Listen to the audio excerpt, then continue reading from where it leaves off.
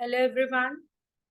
GMP sessions are going on, and I am here again with my new video on good manufacturing practices.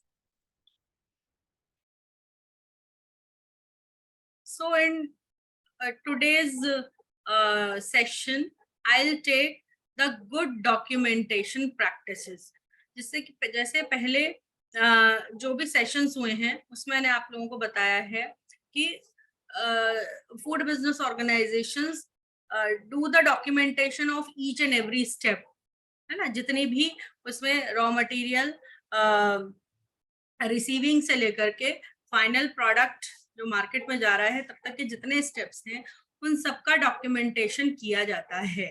ठीक, तो this is a very important part of GMP क्योंकि जब आप audit करेंगे, internal audit हो या third party audit है, तो उस वक्त ये जितने भी डॉक्यूमेंट्स हैं, these documents will be helpful to put as a proof in front of the auditor कि आपने क्या क्या चीजें कब कब किस किस तरह से स्टैंडर्ड्स को मेंटेन किया है, क्या प्रोसीजर्स को आप कैसे फॉलो करते हैं, क्या आपकी पॉलिसीज हैं, कभी उन स्टैंडर्ड से कहीं कुछ डेविएट हुआ है तो आपने किस तरह से उसको रेक्टिफाई किया, क्या आपने रूट कॉज एनालिसिस की और क्या आपने किस तरह से रेक्टिफाई की है उस प्रॉब्लम। ठीक, तो what is the good documentation practices, कितनी तरह के डॉक्यूमेंट्स होते हैं, व्हाट इज द रिक्वायरमेंट, तो ये सारी चीजें आज हम इस सेशन में पढ़ने वाले हैं। ठीक है, तो this is the list, do not list and do list. ठीक, तो document should not be sloppy, illegal entries, ठीक है, and inaccurate entries, back and predating, blanks in documents, blanks नहीं छोड़ेंगे documents में, overwriting नहीं होनी चाहिए, scribbles नहीं हो, misleading और unclear notes, variable calculations, ठीक, not sure why signing, तो किसी भी डॉक्यूमेंट को साइन करने से पहले आपको श्योरिटी होनी चाहिए कि क्योंकि जो भी साइनिंग अथॉरिटी है will be the responsibility of that particular person, क्योंकि आपने उस डॉक्यूमेंट में साइन किए हैं, तो पहले आप श्योर होइए, after that you will do the sign. ठीक है, do list, legible and complete entries, accurate at the time of execution। ठीक है, unused sections और lines को नहीं छोड़ना है, नहीं होनी चाहिए, explanation for corrections, notes with pertinent information, think before you write, क्योंकि जब आपने कोई भी डॉक्यूमेंट आप प्रिपेयर कर रहे हैं तो वो उस फाइल में, जैसे मैंने अभी आपको बताया कि at the time of audit आप डॉक्यूमेंट्स को पुट करते हैं, तो जो भी डॉक्यूमेंट बनेंगे उनको आपने बहुत ध्यान से प्रिपेयर करना है। ठीक है, तो डॉक्यूमेंट की बात जब हम कर रहे हैं कि तो what is GMP documentation?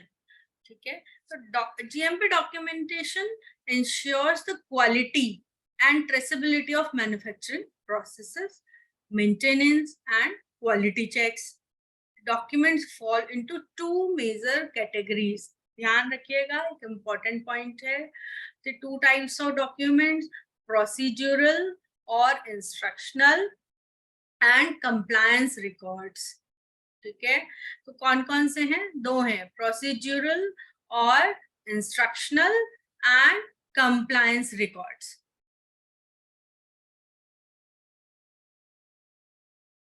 Next question comes in mind कि who is responsible for GMP documentation. ठीक है, तो कौन करेगा? मैनेजर और द ऑपरेटर्स, ठीक है, सुपरवाइजर्स ऑफ द फैसिलिटी। ठीक, तो क्या करेंगे? They prepare the GMP documentations. ठीक, क्या compliance record should be completed by the person who is responsible for that particular specific procedures. Instructional documents or process guidelines, managers or operators fulfill these assignments। ठीक है, ये technical writers हैं, तो ये सारे जो हैं इंस्ट्रक्शनल डॉक्यूमेंट्स को प्रिपेयर करें। ठीक है, तो इम्पोर्टेंस मैंने आपको बताई है कि क्यों इम्पोर्टेंट होता है। these different kinds of documents, why the FBO prepare these documents. ठीक है, there are different kinds of um, benefits like consistency in process, clear communication of safety procedures, necessary knowledge.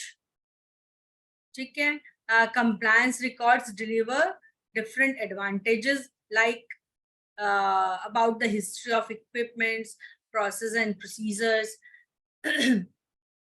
fulfillment of the audit requirements, admissible legal evidence, written confirmation of a statement or idea. ठीक है, तो these are the uh,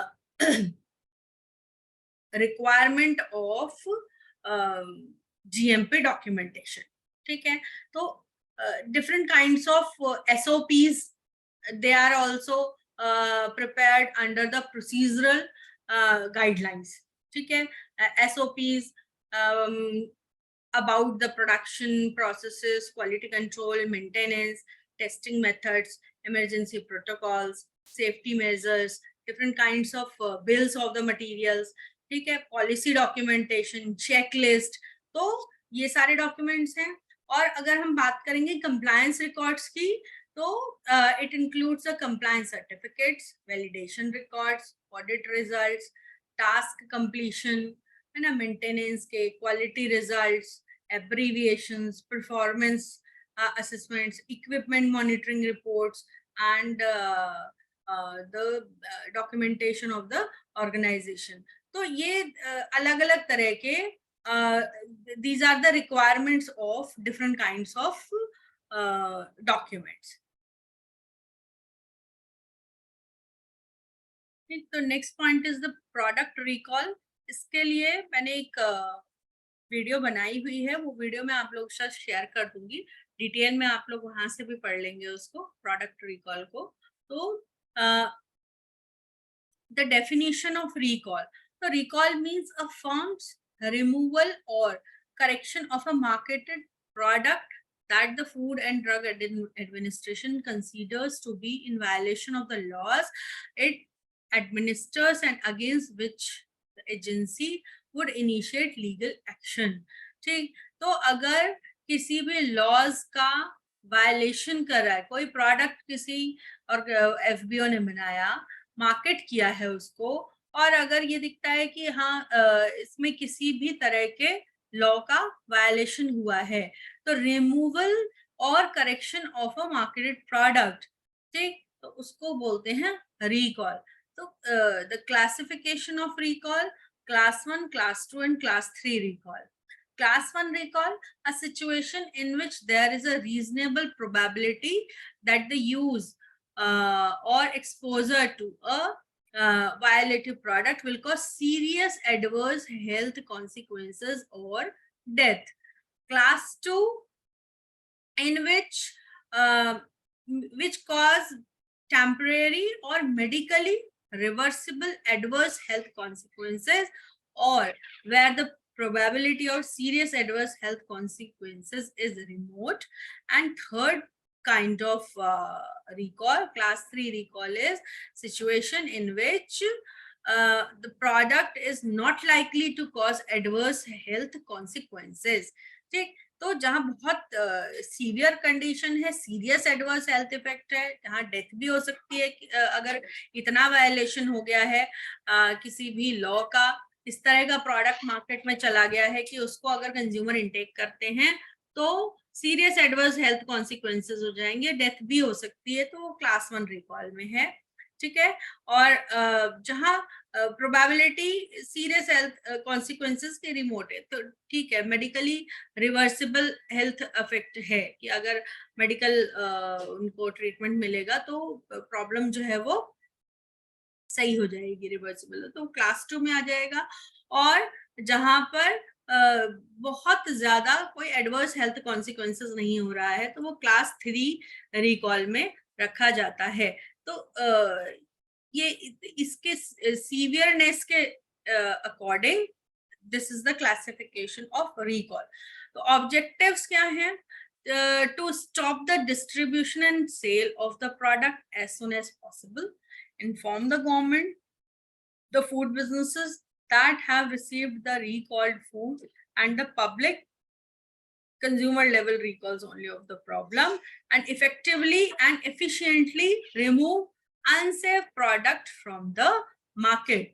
ठीक, जैसे मैंने कल आप लोगों को बताया था कि मैगी को रिकॉल किया गया था मार्केट से कुछ साल पहले, है ना, और ये एक बहुत बड़ी न्यूज थी कि मार्केट में इस तरह का प्रोडक्ट गया जिसमें एडिटिव्स की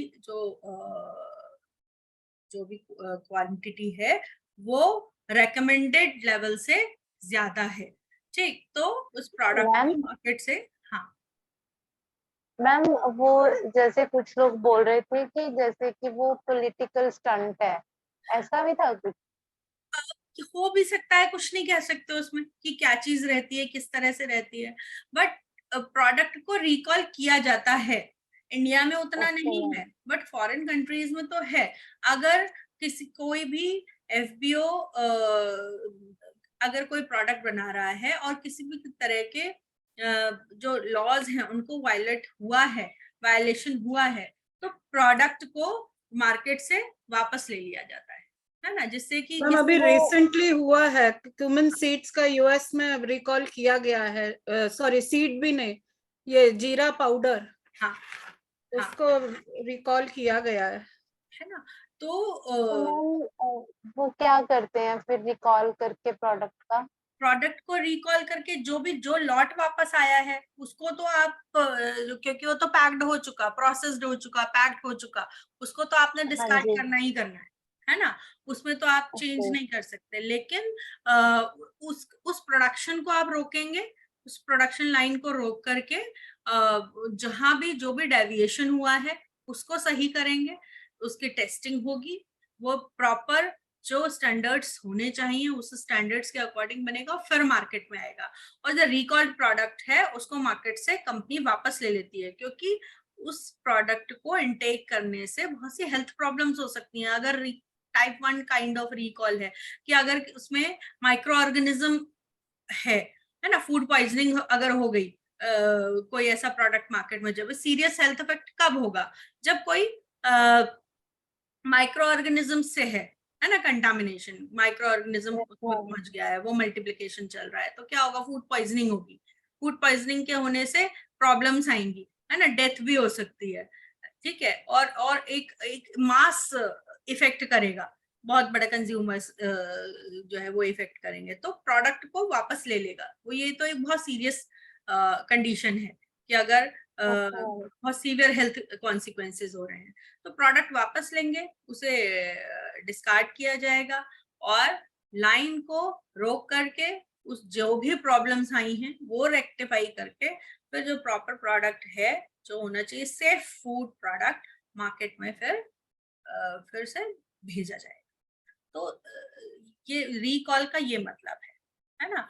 एंड ये दीज आर द ऑब्जेक्टिव्स कि कहीं अगर फूड सेफ्टी में कहीं कुछ डेविएशन रह गया और प्रोडक्ट जो है वो पैक होकर के मार्केट में पहुंच गया, ठीक है, और उसके मार्केट होने के बाद ये पता चला कि नहीं, ये तो ये प्रॉब्लम आ गई इसमें प्रोडक्ट में, तो उस प्रोडक्ट को मार्केट से वापस लेना, वापस बुलाना is known as the recall. Clear हुआ? Yes ma'am.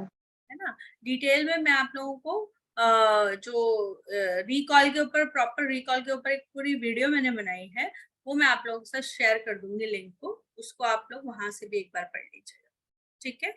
और from this PPT you can see that training, time to time training to the food handlers, to the staff working in the food business organizations is very much important, so that they